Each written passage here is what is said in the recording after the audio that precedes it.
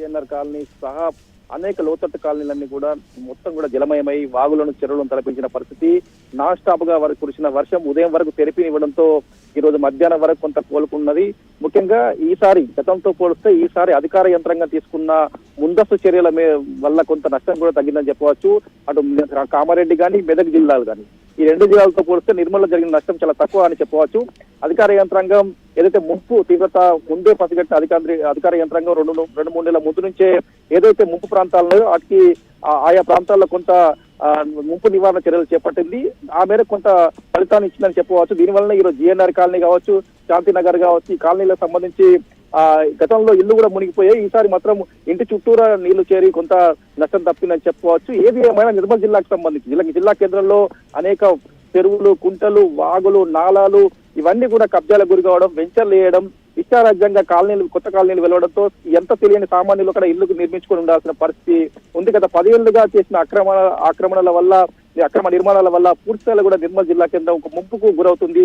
చిన్న వర్షం కురిస్తేనే ముంపు గురయ్యే నిర్మల్ జిల్లా కేంద్రం భారీ వర్షం వల్ల ఏ స్థాయిలో ఇబ్బంది ప్రజలు ఎదుర్కొన్నారో అర్థం చేసుకోవచ్చు. దీంతో పాటు నిర్మల్ జిల్లా కేంద్రం ప్రధాన రహదారులు కూడా పూర్తిస్థాయిలో కూడా వాగులను తరపించిన పరిస్థితి. ఇదేగాక అటు ముత్రాల వైపు కూడా భారీ వర్షం వల్ల ఈ రోజు మనం చూస్తా ఉన్నాం. ఈ రోజు మధ్యాహ్నం కురిసిన వర్షం వల్ల బిద్రెల్లి వాగు ఉప్పొంగి బైన్సా నిజామాబాద్ జాతీయ రహదారిపై కూడా వరద చేరింది. ఇటు అటువైపు రాకపోకలు కూడా పూర్తిగా నిలిపివేశారు. మరోవైపు NH-44 కామారెడ్డి వద్ద రోడ్ డ్యామేజ్ కావడంతో NH-44 కు ఆదిలాబాద్ నిర్మల్ మీదకెళ్ళని అటు హైదరాబాద్ వైపు వాహనాలు వెళ్ళాలి. అయితే దీంతో పోలీసు యంత్రాంగం ముందే అలర్ట్ అయింది. అటు ఆదిలాబాద్ వద్ద ఇటు నిర్మల్ వద్ద చెక్ పోస్ట్ ఏర్పాటు చేసి వాహనాలను కంట్రోల్ చేస్తా ఉన్నారు, దారి మళ్లించే ప్రయత్నాలు చేస్తున్నారు. దీంతో కొంత మనకు ఇబ్బందికర పరిస్థితి ఉన్నా కూడా ప్రమాదాలు చోటు చేసుకోకుండా అధికార యంత్రాంగం మొత్తం సమన్వయంతో పనిచేస్తుంది. రెవెన్యూ, పోలీస్, పంచాయతీరాజ్ అన్ని శాఖల అధికారులు కూడా ఒక ముందస్తు సమన్వయంతో పనిచేయడం వల్ల ఈ రోజు నష్టం తప్పింది. జిల్లాలో ఒక చోట జన్నారం దగ్గర కడెం కాలువలో ఒకతను ప్రమాదవశాత్తు పడి మరణించినా కూడా వరదల ప్రాంతంలో మాత్రం ఒకరిని రెస్క్యూ చేశారు. నిన్న ఏదైతే పశువుల కాపరి గోదావరి వరదలు చిక్కున్నారో అతన్ని ఈ రోజు జిల్లా ఎస్పీ కలెక్టర్ స్వయాన ఉదయం నుంచి మధ్యాహ్నం వరకు అక్కడే ఉండి అతన్ని క్షేమంగా తీసుకొచ్చారు. అటు ఎన్డీఆర్ఎఫ్ సిబ్బందితో పాటు స్థానిక పోలీసులు, రెవెన్యూ యంత్రాంగం పూర్తి స్థాయిలో కూడా రంగంలో దిగి సహాయక చర్యలు చేపట్టదని చెప్పవచ్చు. ముఖ్యంగా ప్రభుత్వం ఏదైతే ప్రభుత్వం ఇచ్చిన ఆదేశాల మేరకు ప్రభుత్వం అలర్ట్ చేయడంతో అధికార యంత్రాంగం కూడా ఆ మేరకు యుద్ధ ప్రాతిపదిక రాత్రంతా కూడా అధికార యంత్రాంగం పనిచేసిన పరిస్థితి నిర్మల్ జిల్లాలో ఉంది.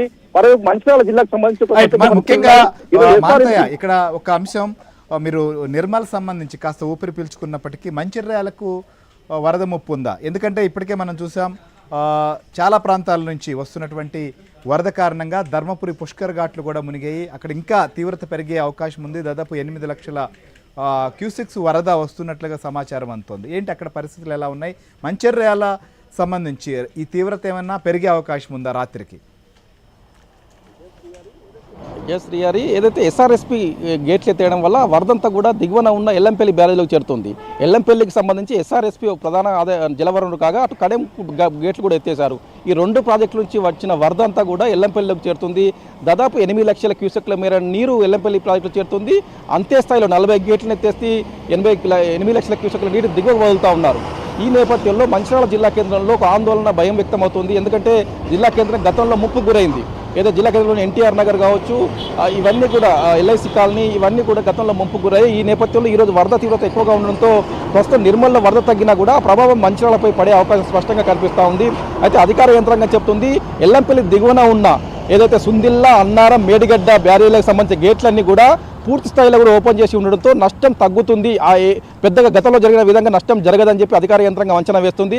అదేవిధంగా స్థానికంగా మంచిర్యాలలో వర్షాలు లేకపోవడం, ముఖ్యంగా ఎల్లంపల్లికి మంచిర్యాల ముంపుకు సంబంధించి రాళ్లవాగు ఉధృతి కూడా తగ్గడంతో పెద్దగా నష్టం ఉండకపోవచ్చు అంచనా వేస్తున్నా కూడా ఈరోజు ముందు జాగ్రత్త చర్యలు చేపట్టిన అధికార యంత్రాంగం గోదావరి ఒడ్డునే ఉన్న మాతా శిశు ఆసుపత్రి కూడా మునిగే అవకాశం ఉండడంతో ముందు జాగ్రత్తగా అక్కడ ఉన్న రోగులను, వారి సహాయకులను, కుటుంబ సభ్యులందరినీ కూడా సిబ్బందిని కూడా జిల్లా కేంద్రంలోని ప్రభుత్వ ప్రైవేట్ ఆసుపత్రి తరలించి రెస్క్యూ చేశారు.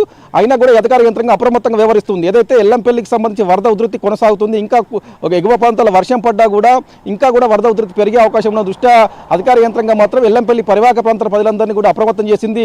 ఎల్లంపల్లి దిగువన గోదావరి ఉగ్రరూపం దాల్చింది. అటు మేడిగడ్డ వరకు కూడా గోదావరి ఒక సముద్రం వల్ల ప్రవహిస్తోంది. అనేక వేలాది ఎకరాల్లో పంట పొలాలు కూడా నీట మునిగిన పరిస్థితి. ఈ నేపథ్యంలో ఉమ్మడి జిల్లా అధికార యంత్రాంగాన్ని జిల్లా ఇన్ఛార్జి మంత్రి జూపల్లి కృష్ణారావు అలర్ట్ చేశారు. పూర్తి స్థాయిలో వర్షాలు తగ్గుముఖం పట్టే వరకు, వరదలు తగ్గుముఖం పట్టే వరకు అధికార అధికార యంత్రాంగం అప్రమత్తంగా ఉండాలని ఆదేశించారు శ్రీహరి.